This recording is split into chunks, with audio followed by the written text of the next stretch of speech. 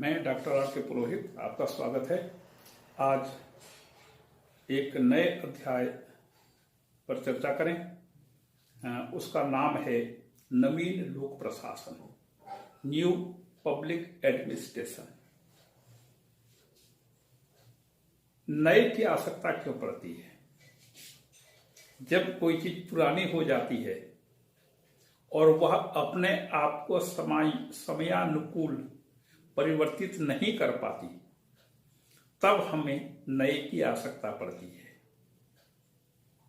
इसी प्रकार से लोक प्रशासन जिस उद्देश्य से गठित किया जाता है, उसका जो कार्य निर्धारित किया जाता है, प्रशासकों को जिस ढंग से प्रशिक्षण दिया जाता है, समस्या से निपटने के लिए जिस प्रकार से उनको बताया जाता है, वो भी चीज तो कभी पुरानी पड़ सकती है।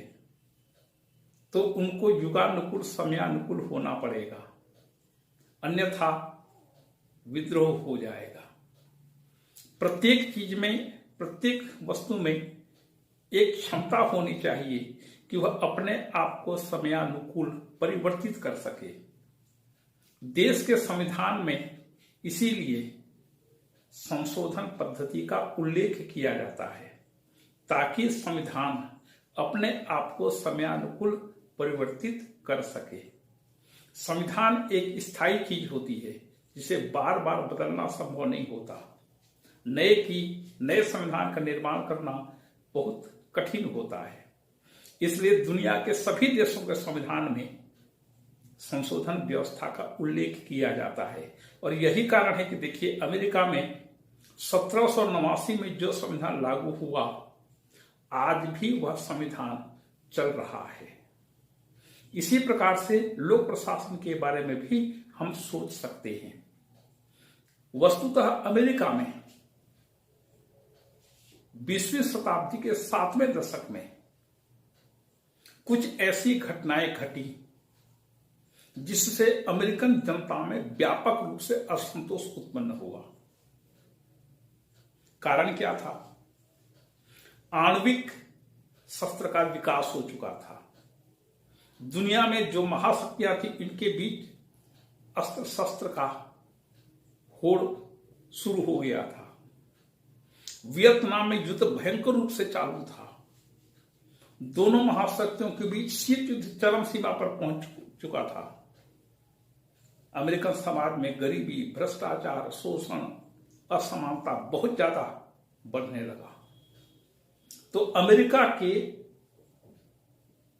शिक्षा विभाग में प्रबुद्ध लोगों में यह बात आने लगी कि अमेरिका में प्रशासन असफल हो रहा है और वह बहुत पुराना पड़ गया है, और यदि प्रशासन राष्ट्र की सामाजिक प्रशासनिक समस्याओं का निराकरण नहीं कर पाता, तो फिर उसको पद पर रहने का कोई औचित्य नहीं है।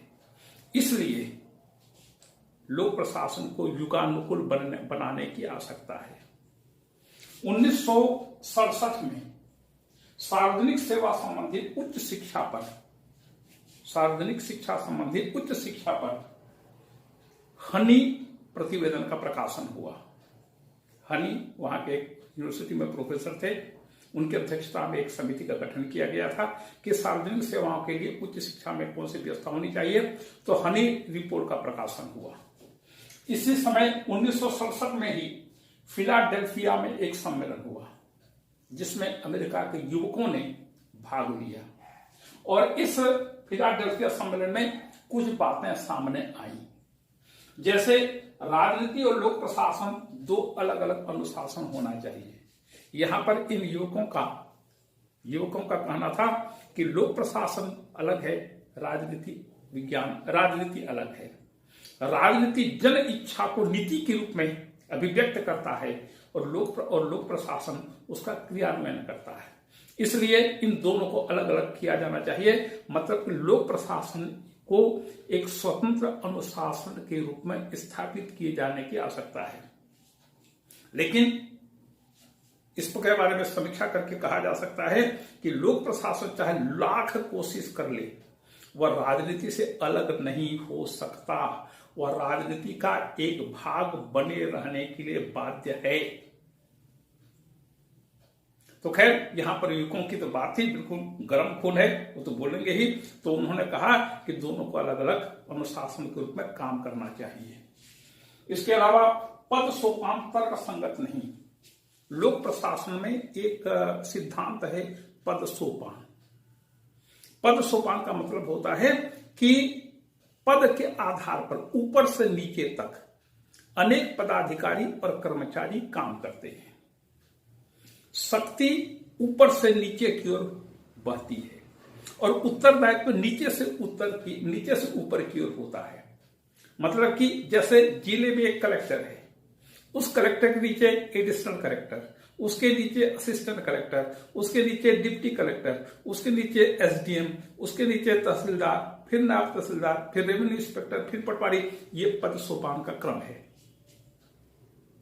तो इसमें एक सबसे बड़ी बात यह है कि उच्च स्तर पर बैठा अधिकारी निम्न स्तर के अधिकारी और कर्मचारियों को वह अपना अधीनस्थ मानता है। जबकि इस फिलाडेल्फिया सम्मेलन में जो प्रशासकों ने भाग लिया, जो युवकों ने भाग लिया, उनका कहना था कि पद सोपान तर्क संगत नहीं है। उच्च अधिकारी को अपने अधीन काम करने वाले लोगों को अपना अधीनस्थ नहीं समझना चाहिए, अपितु अपना सहयोगी समझना चाहिए।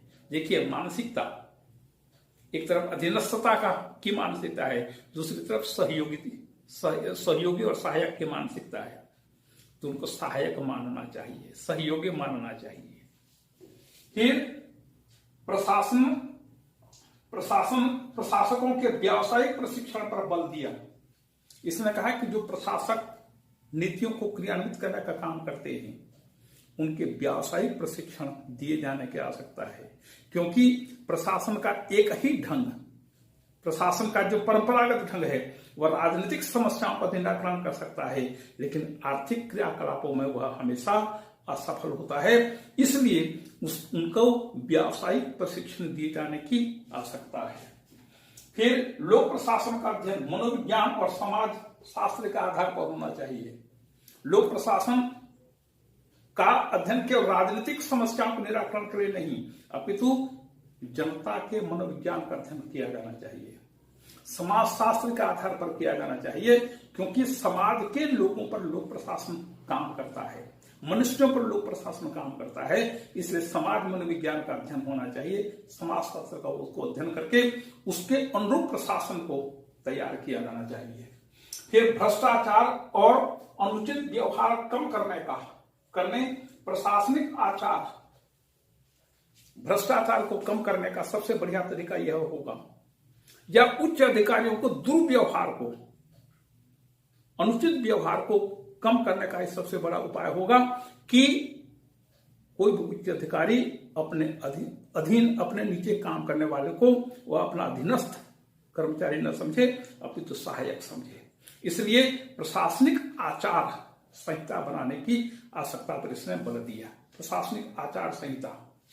फिर सामाजिक न्याय, दलित, शोषित, गरीबी और बेरोजगारी पर इसने ध्यान देने पर जोर दिया, और इस प्रकार से इन युवकों ने एक नवीन लोक प्रशासन की नींव रखी। इसके बाद 1968 में मिन्नो-ब्रुक सम्मेलन हुआ।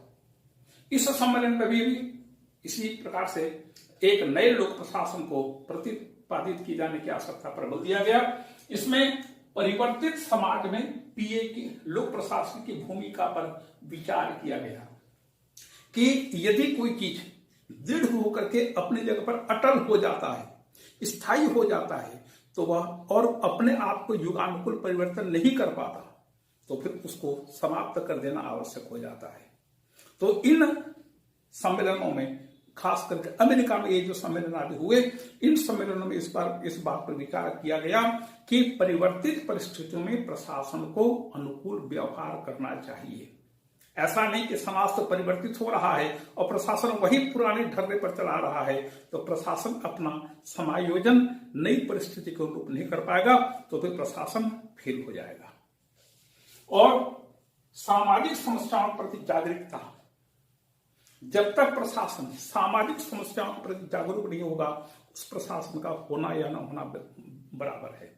और सबसे बड़ी बात, प्रशासन को संवेदनशील होना चाहिए। प्रशासन में यदि संवेदनशीलता नहीं होगी, प्रशासन का रहना या न होना बिल्कुल बराबर है। तो इस प्रकार से अमेरिका में लोक प्रशासन के कार्य को लेकर के अनेक प्रकार से विचार विमर्श हुआ और इस प्रकार एक नवीन लोक प्रशासन का उदय हुआ। इस नवीन लोक प्रशासन को प्रायः दुनिया के सभी देशों ने धीरे धीरे करके स्वीकार कर लिया है, क्योंकि आज लोक प्रशासन मूलतः लोक कल्याणकारी राज्य पर आधारित है। तो जिस प्रकार से राजनीति जन कल्याण के अनेक प्रकार के कार्यों का संपादन करता है, तो उन कार्यों को उन नीतियों को क्रियान्वित करने के लिए प्रशासन उसका एक प्रमुख साधन है। तो देखें नवीन लोक प्रशासन में किन किन चीजों पर ज्यादा महत्व, ज्यादा बल दिया जाता है। सबसे पहले है प्रासंगिकता। प्रशासन को प्रासंगिक होना चाहिए। केवल दक्षता और कार्य कुशलता, मितव्यता ही पर्याप्त नहीं है। ठीक है, प्रशासन अपना कार्य करने में कार्य कुशल होता है, दक्ष होता है, मितव्यता के अनुसार काम करता है, मतलब कम से कम कीमत पर कम से कम खर्चा करके ज्यादा से ज्यादा वह उपलब्ध साधनों का इस्तेमाल करके लक्ष्य तक पहुंचना चाहता है। ये ठीक है, लेकिन उसे सामाजिक समस्याओं के निराकरण के प्रति प्रतिबद्ध होना चाहिए, क्योंकि प्रशासन का सामना हमेशा समाज से होता है, जनता से होता है। तो उसके मन में इस घटना का भी टाल दो, बाद में देखेंगे, ये भावना नहीं होनी चाहिए। उसके निराकरण के प्रति प्रतिबद्धता होनी चाहिए। कानून पर स्थिर होते हुए, नियमों के पालन पर स्थिर रहते हुए उसको उस समस्या के निपटान की, निराकरण के प्रति प्रतिबद्धता होनी चाहिए। और यदि प्रशासन ऐसा काम नहीं कर पाया तो फिर प्रशासन के होने या न होने का कोई अर्थ नहीं है। मतलब प्रशासन को परिवर्तित होना चाहिए, युगानुकूल, समयानुकूल, राष्ट्र के अनुकूल। दूसरी चीज नैतिकता और मूल्य। प्रशासन को तटस्थ होना संभव नहीं है। प्रशासन तटस्थ नहीं हो सकता। तो प्रशासन को मूल्य के अनुसार काम करना चाहिए। प्रशासन का मूल आधार मूल्य है। क्यों? क्योंकि मूल्य मनुष्यों से संबंधित है, क्योंकि प्रशासन मनुष्यों से संबंधित है और मनुष्य मूल्यों पर आधारित काम करता है, जीवन यापन करता है, उसके सभी कार्य मूल्यों पर आधारित होते हैं। तो मूल्य निरपेक्ष होना प्रशासन को संभव नहीं है। उसको मूल्य का पालन करना ही पड़ेगा, मूल्य के प्रति आदर भाव रखना ही पड़ेगा। तो मूल्य तटस्थता संभव नहीं है, मूल्य निरपेक्षता संभव नहीं है। मूल्य के अनुसार उसको व्यवहार करना पड़ेगा। तीसरा सामाजिक न्याय। समाज में अनेक प्रकार के वर्ग के लोग रहते हैं, दलित होते हैं, शोषित होते हैं, बेरोजगार होते हैं, गरीब होते हैं, अनेक प्रकार की समस्याएं होती हैं। तो उन सब की समस्याओं का निराकरण करने के लिए सामाजिक न्याय की नीतियों को लागू करने के लिए प्रशासन को तैयार होना पड़ेगा। यदि प्रशासन अपनी व्यवस्था करते हुए इस प्रकार की सामाजिक समस्याओं को दूर नहीं करता, सामाजिक न्याय की स्थापना नहीं करता, समाज में व्याप्त अन्याय को, असमानता को दूर नहीं करता, तो फिर प्रशासन का कोई अर्थ नहीं है। इसलिए प्रशासन को सामाजिक न्याय का एक उपकरण के रूप में काम करना चाहिए। फिर है परिवर्तन। परिवर्तन आवश्यक है। यथास्थितिवाद के अनुरूप काम नहीं करना चाहिए। जबकि हम अपने भारत में देखते हैं कि जितने भी प्रशासनिक अधिकारी हैं, ये यथास्थितिवाद का पक्ष पोषण करते हैं, क्योंकि यथास्थितिवाद में रहने से उनकी महत्ता बढ़ती है, उनके अहम को संतुष्टि मिलती है, जबकि यथास्थितिवाद गड़बड़ करता है। इसलिए परिस्थिति के अनुरूप में परिवर्तन आना चाहिए। तो इस प्रकार से सामाजिक असमानता को दूर करके नए समाज का निर्माण करने के लिए प्रशासन को काम करना चाहिए। फिर है जन भागीदारी में वृद्धि। जब तक जनता की भागीदारी नहीं होगी तब तक प्रशासन अच्छी तरह से काम नहीं कर सकता। यदि प्रशासन काम करता है, जनता का समर्थन नहीं मिल रहा है, जनता का सहयोग नहीं मिल रहा है, तो प्रशासन एक पक्षी काम नहीं कर सकता, या प्रशासन जो भी काम करेगा उसमें पूरा का पूरा परिणाम नहीं मिलेगा, क्योंकि प्रशासन का संबंध जनता से होता है। जनता का सहयोग, जनता की सहायता आवश्यक होती है। फिर है पर्यावरण और परिस्थिति के अनुकूल प्रशासन होना चाहिए। हर देश की अलग अलग परिस्थिति होती है, हर जिले की अलग अलग परिस्थिति होती है, हर क्षेत्र की अलग अलग परिस्थिति और पर्यावरण होता है। वहां का आर्थिक वातावरण, राजनीतिक वातावरण, सामाजिक वातावरण, सांस्कृतिक वातावरण हर जगह का अलग अलग होता है, और उसके अनुकूल प्रशासन को आचरण करने के लिए प्रशिक्षित किया जाना चाहिए। फिर है उद्यमशील प्रशासन। आजकल इंटरप्रेन्योरशिप बहुत ज्यादा चल रहा है, तो इंटरप्रेन्योरशिप को कहते हैं उद्यमशीलता। प्रशासन को उद्यमशीलता होनी चाहिए। मतलब इस उद्यमशीलता में लोग प्रशासन के अंदर सम्मिलित है। विकेंद्रीकरण, शक्तियां बंटी होनी चाहिए, एक स्थान पर केंद्रित नहीं होना चाहिए। जब तक शक्तियां बंटी नहीं होंगी, काम अच्छी तरह से नहीं हो पाएगा। फिर मितव्ययिता भी होनी चाहिए, कम से कम खर्चे में अधिक से अधिक उपलब्धि प्राप्त करना। फिर कल्याणकारी बजट होना चाहिए। बजट में ऐसे प्रावधान हों जो जन कल्याण से संबंधित हों। और फिर बाजारीय संरचना किस प्रकार की है?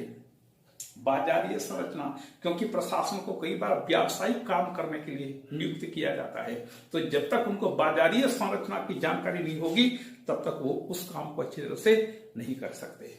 और फिर समस्याओं का निपटान होने की तुलना में समस्याओं का स्थायी निराकरण होना चाहिए।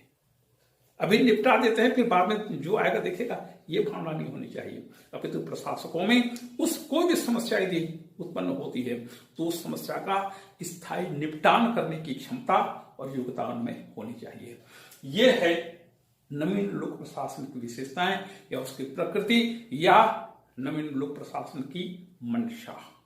मतलब संक्षिप्त में आप कहें तो यह मान सकते हैं कि नवीन लोक प्रशासन को युगानुकूल, समयानुकूल, राष्ट्र के अनुकूल, जनता की इच्छा के अनुकूल बनाने का एक प्रयास है। लेकिन कभी जनता कानून के विरुद्ध आचरण करती है तो प्रशासन को सजग होना पड़ेगा कि कानून की मर्यादा के भीतर रहते हुए जनता के व्यवहार के अनुरूप काम करना, जनता के कल्याण में योगदान देना। और यदि मान लीजिए जन इच्छा को देखते हुए यदि प्रशासन गलत काम करता है, गैर कानूनी काम करता है, तो वह मान्य नहीं किया जा सकता। तो जनता होती है, जनता भीड़ होती है, और भीड़ किसी चीज को सुनती नहीं, वो अपन मन मर्जी करना चाहती है। तो कानून के प्रति प्रतिबद्ध होते हुए प्रशासन को जन कल्याण के विभिन्न कार्यों के अनुरूप व्यवहार करना चाहिए। उनको इस बात के लिए प्रशिक्षण दिया जाना चाहिए। लोक प्रशासन में इन चीजों को सम्मिलित किया जाना चाहिए। यह है नवीन लोक प्रशासन। इसी के साथ यह अध्याय समाप्त हुआ। आपको धन्यवाद।